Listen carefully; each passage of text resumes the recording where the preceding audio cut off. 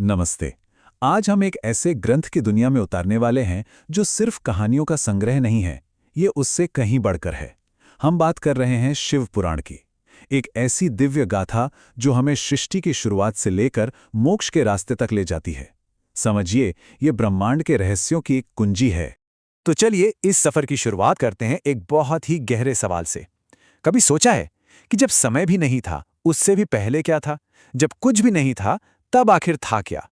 शिव पुराण के अनुसार उस शून्य में थी केवल एक अनंत निराकार शक्ति, मतलब जिसका कोई रूप नहीं, कोई नाम नहीं, बस शुद्ध अस्तित्व। और फिर इसी एक मूल शक्ति से उदय हुआ दिव्य त्रिदेव का। तो चलिए कहानी के पहले अध्याय में चलते हैं। एक ऐसी शुरुआत जो एक ब्रह्मांडीय अहंकार की परीक्षा से होती है। हुआ यूं कि सृष्टि के रचयिता यानी ब्रह्मा और पालनकर्ता यानी विष्णु, इन दोनों के बीच एक बहस छिड़ गई। बहस इस बात पर कि दोनों में से ज्यादा महान कौन है। देखिए, उनका अहंकार उनकी शक्ति पर हावी होने लगा था। और ठीक उसी पल एक ऐसी घटना घटी जिसने सब कुछ बदल दिया। वो दोनों बहस कर ही रहे थे कि अचानक उनके बीच एक विशाल अनंत अग्नि का स्तंभ प्रकट हो गया, जिसे हम ज्योतिर्लिंग कहते हैं। तो बस दोनों देवताओं ने इसे एक चुनौती की तरह लिया और फैसला किया कि वो इसका और छोर ढूंढ कर रहेंगे। विष्णु जी ने एक वराह का रूप लिया और नीचे की ओर चल पड़े, स्तंभ की जड़ें खोजने। और ब्रह्मा जी वो एक हंस बनकर ऊपर की ओर उड़े, उसकी चोटी तक पहुंचने के लिए। लेकिन जानते हैं क्या हुआ? दोनों ही नाकामयाब रहे। और ठीक उसी पल, जब दोनों हार मान चुके थे, उस अग्नि स्तंभ से स्वयं महादेव प्रकट हुए और उन्होंने कहा, मैं ही आदि और अनंत हूं। बस इस एक वाक्य ने ब्रह्मा और विष्णु दोनों का अहंकार चूर चूर कर दिया और यह स्थापित हो गया कि शिव ही परम सत्य हैं। तो अब इस ब्रह्मांडीय कहानी से थोड़ा जमीन पर आते हैं, एक ऐसी कहानी की तरफ जो व्यक्तिगत है पर है उतनी ही भव्य। ये शिव पुराण के केंद्र में बसी प्रेम, वियोग और रोष की गाथा है।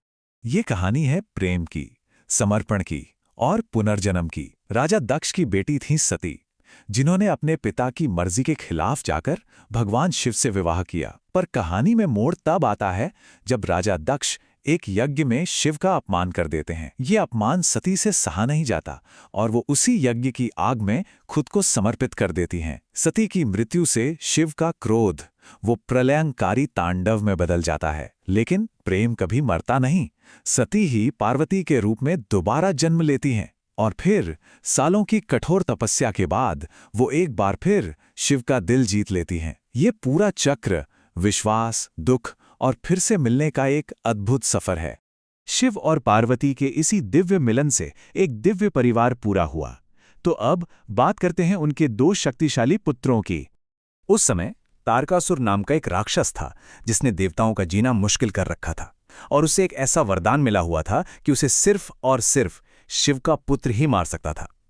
तो ब्रह्मांड को बचाने की इसी जरूरत के चलते जन्म हुआ कार्तिकेय का। वो बड़े होकर देवताओं की सेना के सेनापति बने और उन्होंने ही तारकासुर का वध करके दुनिया में फिर से शांति कायम की।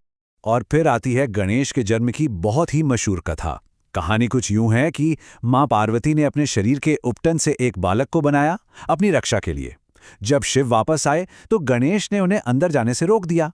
वो जानते ही नहीं थे कि ये कौन है। इस बात पर शिव को इतना क्रोध आया कि उन्होंने उस बालक का सिर धड़ से अलग कर दिया। अपनी गलती को सुधारने के लिए शिव ने उस बालक को एक हाथी का सिर लगाकर फिर से जीवित कर दिया। और सिर्फ यही नहीं, उन्होंने गणेश को प्रथम पूज्य होने का वरदान भी दिया, यानी अब से हर अच्छे काम की शुरुआत गणेश की पूजा से ही होगी।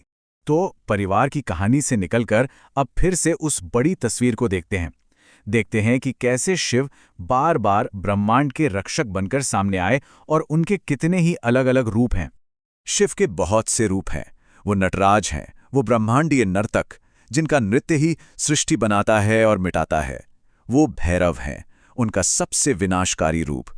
वो अर्धनारीश्वर भी हैं, आधे पुरुष आधी स्त्री।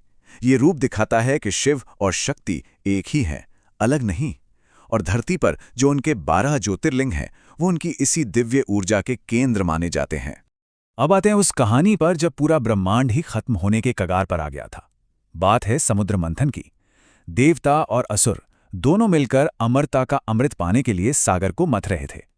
लेकिन अमृत निकलने से पहले ही उसमें से निकला हलाहल। ये दुनिया का सबसे खतरनाक जहर था, इतना जहरीला कि पल भर में पूरी सृष्टि को भस्म कर सकता था। जब कोई भी उस जहर का सामना करने की हिम्मत नहीं जुटा पाया, तब शिव आगे आए।